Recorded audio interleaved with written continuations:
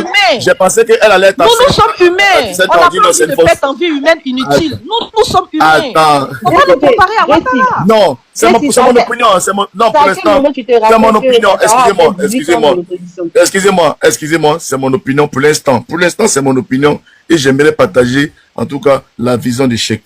Pour dire à l'opposition aujourd'hui qui est en train de se réunir, parce que le CAP qui est en train de se réunir à Abidjan, qui a fait une démonstration à Figayo, c'est une bonne démarche, mais le PPACI n'était pas là-bas.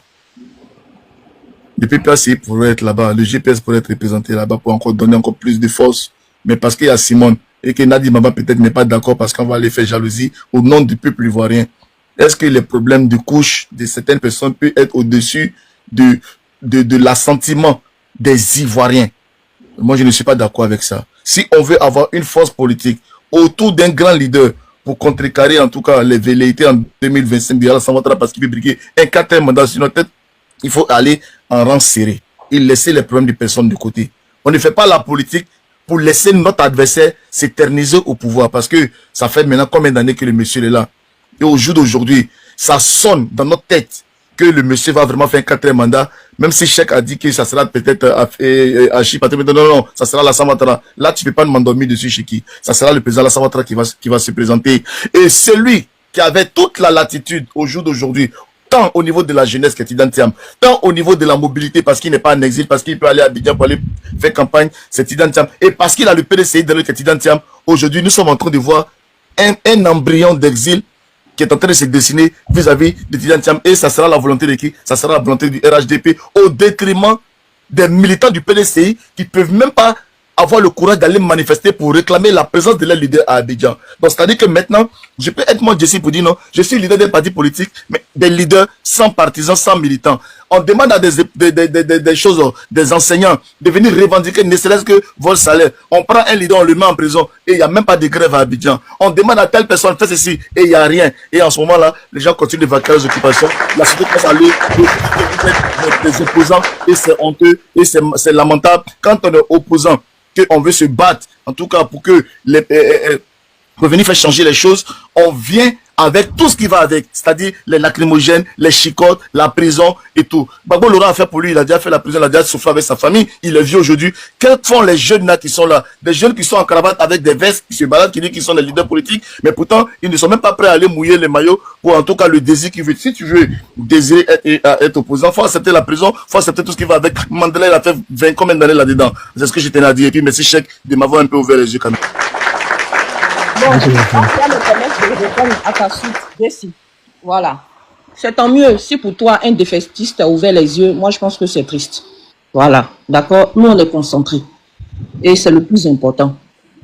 On dit, tout chemin mène à Rome. Nous ne sommes pas obligés d'emprunter le chemin de Ouattara pour pouvoir prendre le pouvoir. D'accord? Être politicien aussi, là, ça avoir des stratégies. Quand tu as en face de toi un dictateur, un assassin, il faut marcher avec beaucoup de stratégies. Voilà, parce que ceux qui sont sortis dans les rues là, d'accord, ce que tu proposes là, on a fait ça avec le CNT en l'an 2020. On a vu les mots que ça causait en Côte d'Ivoire. Parce qu'il est sans état d'âme ce monsieur-là. Peut-être que tu l'oublies, d'accord. Si au jour d'aujourd'hui là, tu appelles à une réponse dure de l'opposition, si tous les leaders qui doivent être devant les grands combats là sont en prison, qu'est-ce que tu vas faire? Avant l'heure, qu'est-ce que tu vas faire? Pourquoi être si pressé? Les choses se sont annoncées pour le mois de juin. Laissez les choses venir. Voilà, simplement. Et puis moi, je dis l'an 2025, là, c'est le combat, d'accord? C'est le combat des Ivoiriens. Arrêtez de mettre des politiques devant. Parce que quand vous mettez les leaders devant, là, on voit ce qui se passe après. Tu vas mettre un leader devant un combat. Quand tu vas récupérer ton leader, là, le combat sera mort. Si nous-mêmes, les Ivoiriens, là, nous ne sommes pas... Oui, Prince, tu peux dire Yako, parce que ce que je dis, ça te fait très mal. Pourtant, c'est une vérité. Voilà. Si nous-mêmes, Ivoiriens, nous ne sommes pas capables de prendre nos responsabilités comme les voisins l'ont fait là, c'est que ce n'est pas la peine. Ce n'est pas la peine. Voilà. Si l'Ivoirien estime qu'il ne souffre pas assez, il n'a qu'à s'asseoir et puis regarder Ouattara fait. Bon, on a vu ici, pendant le CNT, on a vu le président Bédier être vitrifié ici, ne même pas avoir accès à ses médicaments. Il y avait qui là-bas? Mais celui qui est au pouvoir là, c'est pas Laurent Gbagbo, c'est pas Bédier, hein? Nina. Est-ce que je peux finir, Charlie Parker? Pardon, les gens ont parlé longtemps. Je peux parler? Celui qui est au pouvoir, là, c'est pas Bédi, hein. C'est pas le président Gbagbo, hein. On avait affaire à des humains. Dans le temps, là, ceux qui ont eu, d'après eux, ils disent qu'ils ont souffert, mais ils ont eu le temps quand même d'être dans les rues, là. Si on les avait maltraités de la manière où Ouattara est en train de maltraiter, là, s'il y avait les signes, puis on avait déjà leur tête, là. Je pense qu'il y a longtemps, ils seraient rentrés en quinzaine. D'accord? C'est pas des enfants de cœur qui sont à la tête de la Côte d'Ivoire. Donc, il faut procéder autrement. C'est tout. Et puis, toi-même, tu dis, pourquoi c'est faussement une union, pourquoi faire croire que tant que les deux grands groupes là ne se sont pas associés, Ouattara ne peut pas partir. Mais Ouattara était seul quand il a fait partie pour instaurer là, une crise en Côte d'Ivoire, pour obliger le président Laurent Gbagbo à aller à la table de négociation. Il n'est pas venu avec un parti politique. Hein. C'est aux élections qu'il est allé avec un parti politique. Mais pour installer la crise, d'accord, qui endeuille le pays en Côte d'Ivoire, pour que lui soit candidat là, il n'a pas eu besoin d'un associé. Ça aussi, c'est une vérité. Donc, nous disons que cette année-là, on est concentré. Nous n'allons pas recommencer les mêmes erreurs de l'an 2020 pour que, comment on appelle ça, on jette, je ne sais pas, l'enfant à l'eau du bain ou bien pour que le jaune soit mort dans l'œuf. Non. Voilà. Laissez les leaders travailler comme ils le font dans le silence sans qu'on ne sache, parce que de toutes les manières, les réseaux sociaux, ça parle beaucoup. Et quand le moment viendra, les choses vont se faire. Pourquoi vous voulez anticiper? Pourquoi vous voulez anticiper? Est-ce que, comment on appelle ça? Est-ce que on peut, comment on appelle ça, avoir peur de quelqu'un dont on attend, comment on appelle ça? On a accès, si tu veux, on le lit comme dans un livre. Qu'est-ce que Ouattara fait d'extraordinaire? Moi, j'aurais aimé qu'on me dise, ah, c'est un génie politique. Voilà la stratégie qu'il a mis en place pour pouvoir madouer le peuple, pour pouvoir gagner les élections. Non, il réprimande l'opposition. Il enferme des jeunes gens. Il condamne un tel chose, et puis on dit c'est un génie. Donc, on félicite maintenant le mal. Nous avons été tellement, comment on appelle ça, habitués à voir l'inacceptable que pour nous, c'est devenu une vérité. C'est devenu quelque chose de normal. Non. Non. Ce monsieur-là, c'est un criminel. C'est un terreau qui est à la tête de la Côte d'Ivoire. Donc, va faire un bras de fer avec un terreau. Faut le prendre de façon stratégique. Faut être plus rusé, plus malin que lui. Mais tu vas aller faire le bras de fer là. Et tu vas gagner quoi dans le bras de fer? Si on t'a dit là, tu vas dire quoi? Ah. Vous aussi, vous êtes des jeunes gens, vous êtes forts. Donc, non, Black Panther, je peux jamais pleurer. Moi, j'ai trop confiance. Nous, on est concentrés. C'est vous qui n'êtes pas concentrés. C'est pas l'an 2020 hein, où on va venir vous dire, hey, c'est comme ça, et puis vous allez anticiper. Non, nous, on est quand je dis on est concentrés, là, je sais de quoi je parle. Nous, on est concentrés. Vous pouvez faire Dagbashi, cela n'engage que vous. Pour elle pleure. Je pleure. Et... Bref, j'ai dit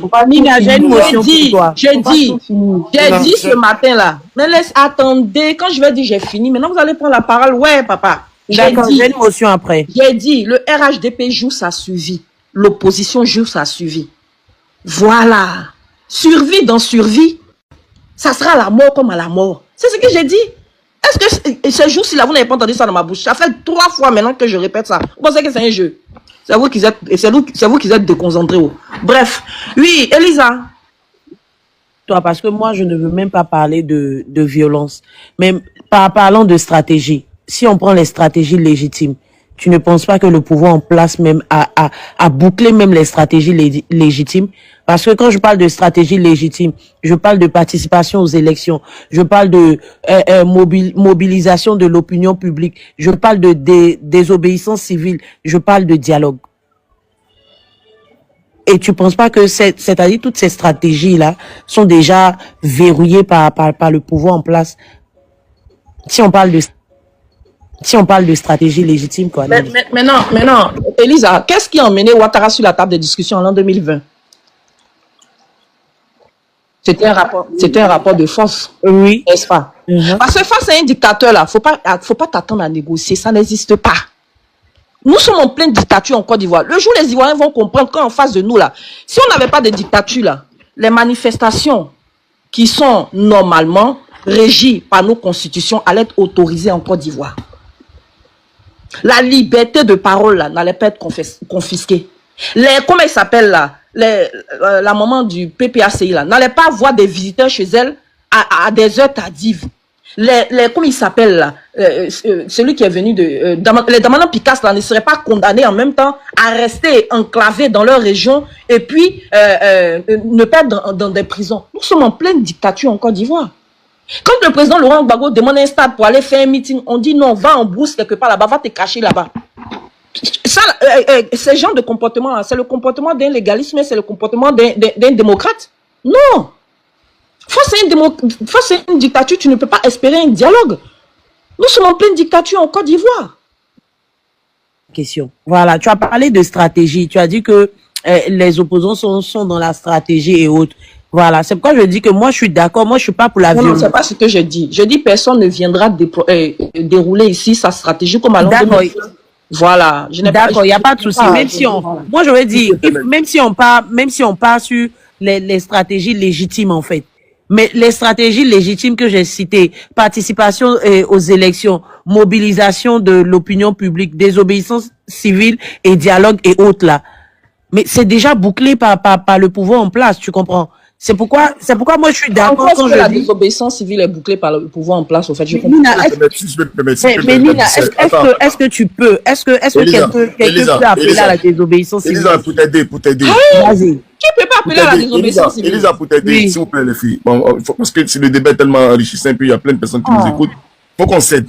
En 2020, pour corroborer, ne serait-ce qu'un temps soit plus que Elisa est en train de dire, l'opposition même est allée à créer le CNT pour essayer de mettre ça dans un cadre juridique et amener les militants, c'est-à-dire la population, à soutenir pour dire que on va contester le 3e mandat. Pour montrer que c'est tellement bouclé, est-ce que le CNT a été productif? On a vu. Question. Est-ce que pour le CNT là, le président Laurent Gbagbo était là? Est-ce qu'il y a pas le président Laurent Gbagbo, c'est lui seul qui fait la Côte d'Ivoire, c'est le représentant de la Côte d'Ivoire. Faut me laisser finir. Il y a des leaders, il y avait... ta question. Tu poses une question, tu veux en même temps la réponse. C'est pas parce que ma réponse ne te sied pas que c'est pas une réponse. Bon, alors, le président Gbagbo... Est-ce que la situation que vivent les Ivoiriens il était en esprit avec le CNT. Oui, mais est-ce qu'il peut me laisser parler, Jessie? Je sais pas. Ou bien j'ai pas le droit. À ce moment, il ne me pose pas de questions. Vas-y, maman, vas-y. Voilà, tu peux pas poser une question puis en même temps faire la réponse. En l'an 2020, il n'y avait pas le président Laurent Gbagbo. En l'an 2025, ce qui change, non seulement il y a sa présence, non seulement il est déterminé, voilà. Et puis même le PDCI avant qui était dans son salon, et même on a vu ici devant tout le monde, hein, la maison du président Bédier était encerclée, le PDCI est resté inacte sans rien faire. Mais cette année, vous voyez qu'ils bravent les peurs, ils sont dans les rues. Ça, c'est un fait. Les Ivoiriens mécontents, fâchés de tout ce qui s'est passé en Côte d'Ivoire là, il y en a plein au jour d'aujourd'hui en Côte d'Ivoire. Nous ne sommes pas dans la même configuration. Et justement, c'est parce que nous ne sommes pas dans la même configuration. C'est parce qu'ils savent que ça bouillonne au sein du peuple, qu'ils sont en train de prendre leurs précautions, ils envoient des dozos partout. Ça aussi, il faut mettre ça à l'actif de l'opposition. Pour compléter ce que tu es en train de dire, c'est tellement important. Là, en 2020, Seth Gbagbo n'était pas là, mais il y avait un leader aussi charismatique en la personne du président Bédier, qui était aussi dans ce CNT-là. On a vu un vagabond aller verser un seau rempli de sang de bœuf devant sa maison, et on a vu même que, puisque en Côte d'Ivoire, il y a soi-disant la séparation des pouvoirs, le pouvoir judiciaire, le pouvoir législatif, le pouvoir exécutif, mais le pouvoir judiciaire n'a même pas levé le doigt, ne serait-ce qu'en tant qu'un ancien président, essayer quand même de défendre le président Gbagbo, en ne serait-ce qu'interpellant cet individu qu'il a fait, et ce gars, on sait bien sûr que c'est un militant du RHDP. Le président Bédier, quelques années après l'incident de ce CNT de 2020, il est où? Il est mort. Aujourd'hui, maintenant, il y a le président Laurent Gbagbo. Ça sera pas peut-être le CNT, mais ça sera encore un autre groupe encore. Et le président Laurent Gbagbo, quelques mois après encore, et on va attendre qu'il est mort, on connaît déjà la réponse. Donc, ce que je vais te faire comprendre, ma soeur, quand le président Bédier... Oui, ce que tu dis là, c'est des festistes. Mais c'est ton droit. Non, tu ne peux pas monopoliser la parole alors que tu avais... C'est ce que je dis. Les gens vont parler. Justement, pour répondre à ce que tu dis là, le président Bédier là, il était devant le CNT aussi. Non, mais on va laisser le temps aussi aux autres de parler. Je vais finir. Donc tu comprends qu'on s'en va dans le problème, on s'en va encore dans le poteau. D'accord, je vais chuter. Parce qu'on est réaliste. Je chute. Bon, Nina, je voulais te parler plus, Elisa. Oui, j'arrive, tu vas me parler. Elisa me posant des questions. Je n'ai même pas fini de répondre. Oui, non, c'est une question, tu vas continuer avec ça en même temps. Et puis je fais mon micro.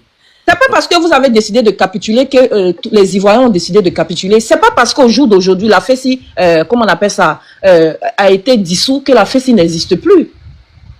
Voilà, mais c'est ce que je dis. Personne n'anticipera sur les événements de 2025. Celui qui est fatigué, il n'a qu'à dire, nous on reste concentrés. Parce que je dis, l'an 2025, là, chacun joue sa survie. C'est tout. Maintenant, pour les défaitistes, moi, je peux rien faire. Moi, je peux pas aller contre ton analyse. Voilà, ça, c'est ton droit le plus ardent. Mais moi, je te dis, en tant qu'opposant, nous sommes concentrés. C'est tout. Voilà, parce que si c'était le cas, là, Gbagbo n'allait pas insister pour dire qu'il est candidat. Thiam n'allait pas insister pour dire qu'il est candidat. Voilà, au jour d'aujourd'hui, on serait avec, si je vais suivre votre logique, hein, on aurait mis quelqu'un d'autre à la place de Gbagbo, on aurait mis quelqu'un d'autre à la place de Thiam, et puis on serait allé à un simulacre d'élection, et puis ça allait donner les résultats que ça allait donner. Voilà, c'est ce que j'avais à vous dire. Maintenant, pour les gens du RHDP qui ont mal en bas, je vous dis, et puis je vous répète, il faut que ce soit clair. L'an 2025, là, on ne vous laissera pas faire. De toute façon, vous avez peur de perdre le pouvoir, là. Parce que pour vous, si demain Ouattara n'est pas là, c'est l'hécatombe pour vous là. C'est comme ça nous aussi là. Si Ouattara est là, c'est l'hécatombe pour nous. Donc 2025 là, hein, en tout cas, que chacun prenne ses précautions. Mais Ouattara ne va pas gouverner le pays là 5 ans encore. On est assis non? Vous allez dire enregistrez, vous allez dire que vous allez dire que j'ai dit. Aïe. Quand tu as dit deux choses qui ne sont pas vraies. Nina a dit non, boss, pardon, il a dit quelque chose rapidement. Tu as dit deux choses qui ne sont pas vraies, Nina. Pas que, pardon, boss, tu as entendu ce que Nina a dit, non, faut commencer à m'envoyer billet d'avion, s'il te plaît. J'ai peur. Vas-y, pas que. Voilà, tu as dit des choses. Tu as dit des choses qui ne sont pas vraies. Chaque a fait un exposé, il a été vraiment pragmatique. Il n'a pas, voilà, il a fait l'analyse de la situation sociopolitique. Il a tiré sur tous les partis. Il a parlé des bienfaits de tous les partis et des mauvais côtés de tous les partis. Et ça, moi, je ne peux pas l'en vouloir dans ça. Mais Nina, quand tu parles tu as dit le président Ouattara assassin ou bien, je sais pas, moi, je peux pas d'accorder avec ça. Parce que si on veut parler de celui qui a commis véritablement des crimes ou des meurtres, c'est pas le président Ouattara. Aujourd'hui, là, tout le monde a vu l'histoire. Hein, c'est le président Soro Guillaume. Les gens ont perdu la vie dans les conteneurs. Pendant qu'il gérait, comment dirais-je, son côté. Mais si vous voulez qu'on revienne toujours en arrière en parlant de ce qui n'est pas vrai, les gens vont aller en profondeur, ce n'est pas bien. Aujourd'hui, là, l'opposition en Côte d'Ivoire. Mais si le président Ouattara que vous traitez des criminels, là. Mais il y a longtemps, il a fini avec Gbagbo. Il y a longtemps, il a fini avec Afingé ça. Il y a longtemps, il a fini après Simon Gbagbo. Il y a longtemps, il a fini avec Bleu Goudé. Il a fini avec tout le monde, puis il est resté seul. Mais ce n'est pas vrai. Il y a aucun, le président Ouattara n'a commis aucun crime. Venir les bœufs et les moutons. Là, voilà. Donc, si tous ceux-là sont en vie, ceux même qui sont gênants sont en vie. Et on vous dit que non, le président c'est criminel. Arrêtez ça. Arrêtez ça. Aucun crime n'est commis en Côte d'Ivoire à ce moment. Moi, je vais te mettre à l'aise. Il faut parler de la rébellion. S'il vous plaît, laissez-moi finir. Et puis vous allez prendre votre motion. Moi, j'aime pas quand j'ouvre la bouche pour parler, puis vous prenez vos motions. Alors que quand je me tais, personne ne fait de motion. Voilà. Et fraternité, il faut parler de la rébellion. Moi, je suis à l'aise dedans. Quand tu vas me montrer une vidéo avec Soro, avec des kalash dans les rues, je vais arrêter de dire que Ouattara est criminel. Parce que l'an 2020, là, je suis resté suivre l'an 2020. Je ne suis même pas allé sur la rébellion. Hein. L'an 2020, là, Soro n'était pas en Côte d'Ivoire. On a vu ici vos bacs à verre dans les rues. Sous les ordres de ton président, dans les rues ici. On a vu vos milices là, vos nyambros là. Est-ce que c'est le président Ouattara qui était au volant? Non mais laissez, je vais parler. On n'a pas de pistolet. C'était qui était le président? C'était qui était le président? Il voulait se maintenir au pouvoir. Il voulait se maintenir au pouvoir. Donc pardon, si ce plan-là, si tu veux, faut traiter Soro de tout ce que tu veux, je m'en fous. Mais je te répète que Ouattara est un criminel. C'est des faits. Je n'ai pas Nina, est-ce que tu as vu Ado au volant d'un Baka? La même manière dont on n'a pas vu Soro attraper un pistolet là. Est-ce qu'on a vu Ado voilà. Est-ce que toi tu as vu Gbagbo attraper un pistolet? C'est Chanier. Toi tu as vu Gbagbo. Toi tu as vu Gbagbo monter dans Baka pour aller braquer banque. Voilà. Donc tu Gbagbo monter dans voiture aller braquer banque. Voilà. Donc normalement c'est toi qui comprends maintenant. Non, quand c'est cette analyse là, on doit aller sur cette analyse là. Mais vous dites que tel a fait ça pendant qu'il n'y a pas de preuves. On doit arrêter, allons-y. Tu vas dire ça là, et puis moi je vais te dire non, si c'est ça là, faut pas parler de rébellion. Faut parler de rébellion. Parce qu'il y a une rébellion là qui dit Soro dit Ouattara. Donc moi je suis à l'aise avec ça même. Pas de rébellion. Le débat est là. Je répète que Ouattara est un criminel. Ça là, c'est le président Ouattara n'est pas un criminel. C'est un homme de paix. Il n'a pas conduit, il n'a jamais attrapé le pistolet comme Soro Guillaume, tu l'as dit tout à l'heure. que le président Soro Guillaume n'a pas traité Montre-moi une vidéo, s'il te plaît, Charlie. Voilà, il n'y a pas de... Mais pour te mettre à l'aise, Ouattara lui-même, il a dit. Il n'y a pas de preuve palpable qui accable le président Alassane Guillaume Ouattara. Soro n'a jamais tiré un coup de fusil. Tu n'es même pas sorti de la bouche. Mais idem pour le président Alassane Ouattara. Voilà. Mais quand il a dit que Ouattara qui a écrit un livre Qui a écrit un livre pour dire pourquoi il étouffe les Ivoiriens? Qui a écrit un livre pour dire pourquoi il étouffe les Ivoiriens? Charlie Parker, il va te mettre à l'aise. Faut prendre, moi j'ai le livre ici. Sors-moi le paragraphe où il a dit qu'il a déjà les Ivoiriens. John, mets-moi en grand et puis je vais activer ma caméra. Mets-moi en grand et puis je vais activer ma caméra. Voilà, c'est pour manger du riz. Non, mais tu as parlé du livre. Charlie Parker, excuse-moi, mais tes arguments que tu fais sortir, ils vont prendre tes limites parce que c'est pas très solide, Charlie. Les Ivoiriens. Montre-moi le paragraphe dans le livre. Parce qu'il ne faut pas parler des livres. Il n'y a pas d'argument, Elisa. Il ne faut pas parler des livres. On traite ton président de criminel qui dit non, les arguments sont solides. Arguments sont solides par rapport à quoi? Ils ont montré quelle preuve? Ils ont montré quelle preuve que le président Ouattara est montré d'un paquet avec. Je ne comprends pas pourquoi tu as mal au fait. Mais matin, midi, soir, vous traitez le président Soro de rebelle. Qu'est-ce qu'on vous dit? Vous le traitez de criminel, de calache, de tout ce que vous voulez. Est-ce que nous, on se plaint? Mais acceptons aussi votre cas. Bon, on n'a qu'à laisser rébellion. 2020 ici, là, on a vu ici. Quand les Ivoiriens sont sortis faire CNT, là, on pouvait faire comme en France ici.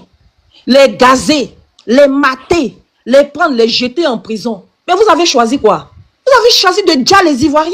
Sous la responsabilité de qui? Ouattara. Le président Gbagbo n'a jamais pris une voiture pour aller casser une banque, pour dire il a braqué banque. Mais qu'est-ce que vous avez dit? Pourquoi votre tout là, on doit imputer ça aux autres? Hey, est-ce que ça là, c'est diffamation? C'est une vérité.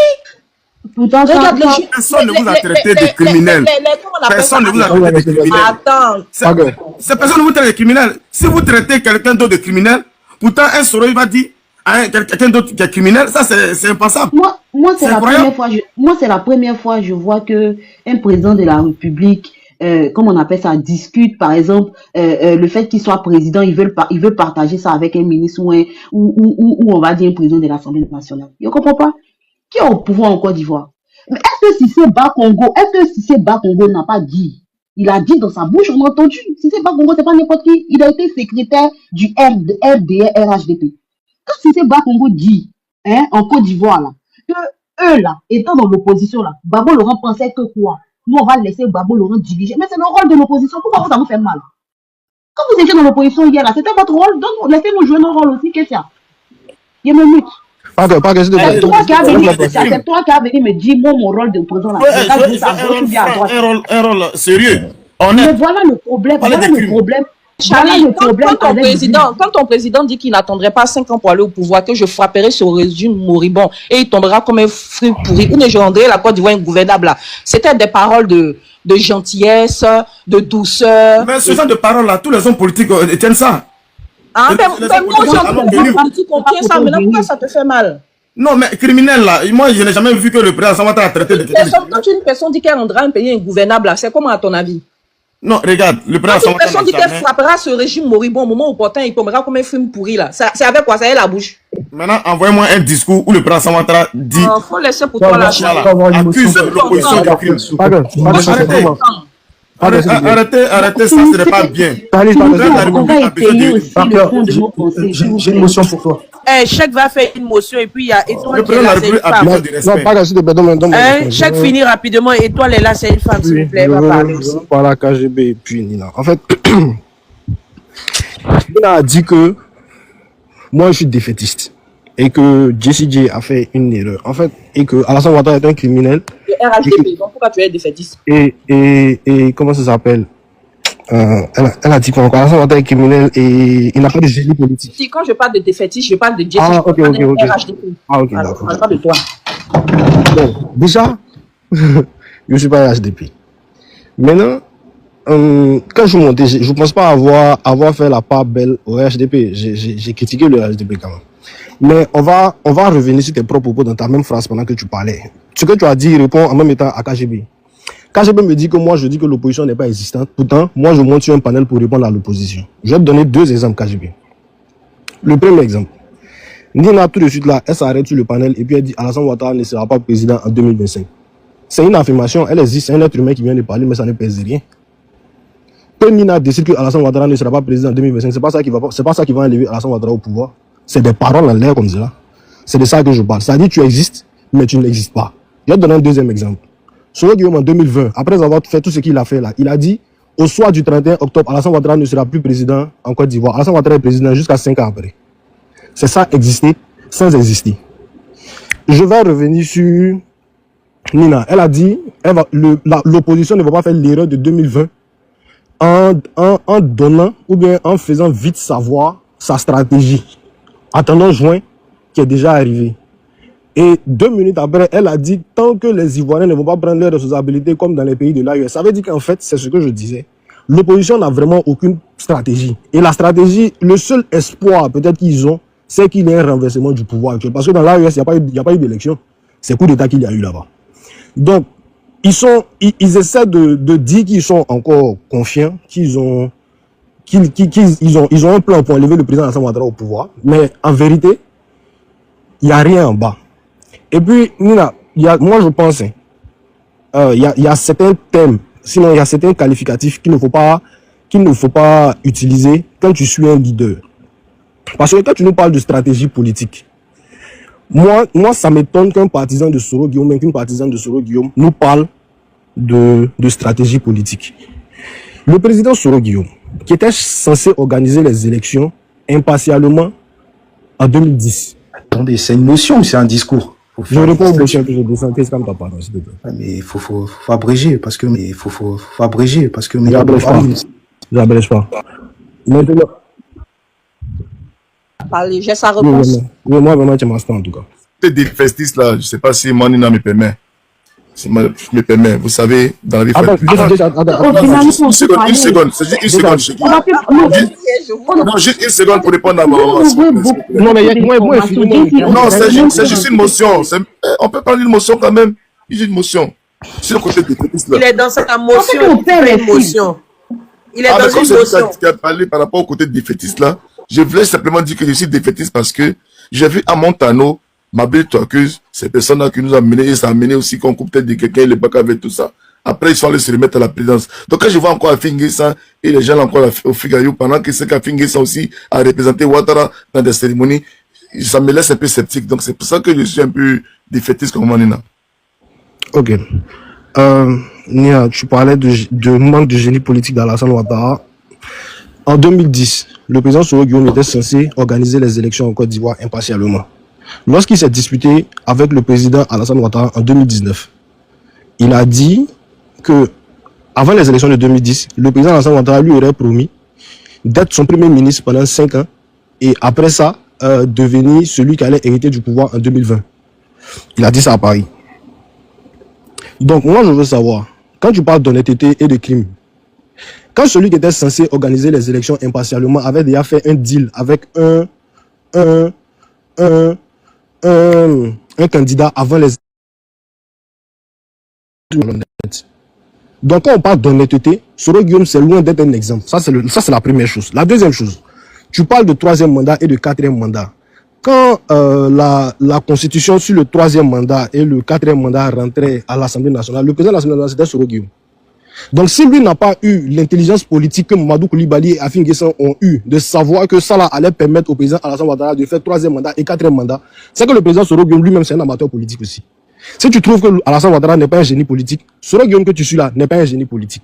Tu as parlé aussi de comment ça s'appelle, de liberté d'expression, de laisser tout le monde s'exprimer. Je reviens encore, et de criminalité, voilà. Mais c'est parce que le camp d'Ibrahim Koulibaly à Bouaké n'a pas voulu aller dans le même sens que Soro Guillaume, que tout son camp a été exterminé. Si la liberté d'expression était acceptée par Soro Guillaume, Ibrahim Koulibaly, Kass, Zagazaga et consort, tout ça serait toujours en vie.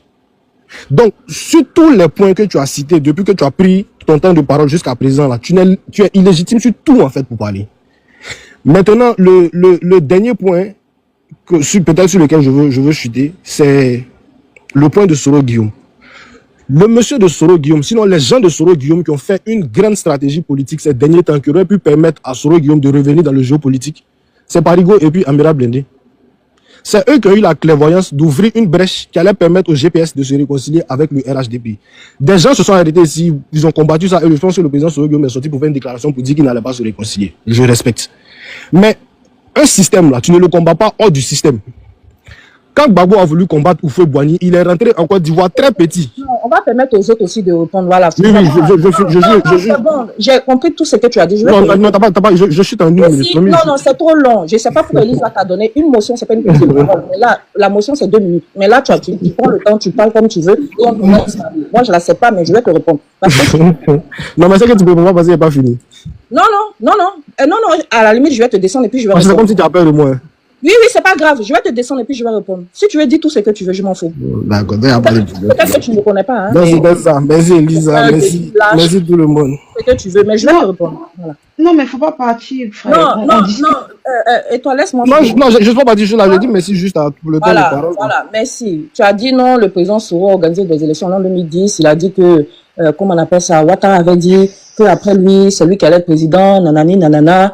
Bon, excuse-moi, mais en l'an 2010, le président Soro, effectivement, était celui-là qui organisait les élections, voilà. Et il y a eu la Cour constitutionnelle qui a proclamé les résultats des élections. Bon, après, on sait ce qui s'en est suivi. Lui, il a été l'organisateur et le superviseur. Point barre. Les résultats qui ont été à sa possession, il a donné à qui de droit, et qui de droit a fait son travail. Le reste, mais bon, bref, anyway. Donc, je sais pas pourquoi tu ramènes cette histoire sur la table. Maintenant, concernant Casse et consorts, d'après toi, Casse, le jour, je vous ai dit ici, le jour où tu vas me montrer Soro avec une âme, je vais prendre en considération tout ce que vous êtes en train de dire. Mais par contre, moi, je peux te montrer une vidéo où ton mentor Ouattara demande clairement à son armée réunifiée, d'accord, d'aller, comment on appelle ça, désarmer IB par tous les moyens. Cette vidéo-là, moi, je peux te la montrer. Tu vois? Moi, je peux te la montrer. Donc, quand tu dis, voilà, Soro, voilà, si Soro était un démocrate, nanani, nanana. Bon, le président Soro, là, en tant que secrétaire de la rébellion, là, il avait un patron d'où lui venaient des ordres. D'accord? Donc, comme c'était lui qui était l'intermédiaire entre lui et les MPCI, MPIGO et les forces nouvelles, là, avec le RDL, là, lui transmettait les informations. Donc, si les cas et consorts, ceux que tu cites, ont été déjà, il faut demander à Ouattara pourquoi il a donné les ordres pour qu'on les diable. Simplement. Tu demandes à Ouattara, Ouattara va te dire pourquoi il a donné les ordres. Parce qu'en tant que secrétaire, lui, il transmettait les informations qui lui venaient. Simplement. D'accord? Voilà. Et je te dis, je répète, nous sommes en pleine dictature. C'est un fait. Voilà, nous sommes en pleine dictature.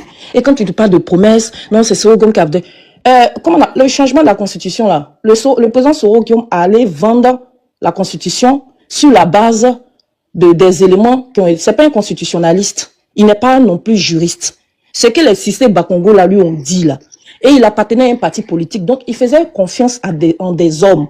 Ce qui lui ont dit... Il a même demandé un référendum par rapport à cette constitution. Mais si, et le référendum a eu lieu, c'est en ça que j'arrive, Étoile. Le référendum a eu lieu, les Ivoiriens ont voté cette loi. Le président Soro l'a pas imposé à qui que ce soit. Lui, tout ce qu'il a fait, c'est d'aller porter la voix des juristes RHDP qui ont promis, devant même l'Assemblée nationale, simplement, que cette loi-là ne permettait pas, cette constitution ne permettait pas à Ouattara de faire un énième mandat. D'aucuns même étaient prêts à mettre leurs mains dans le feu.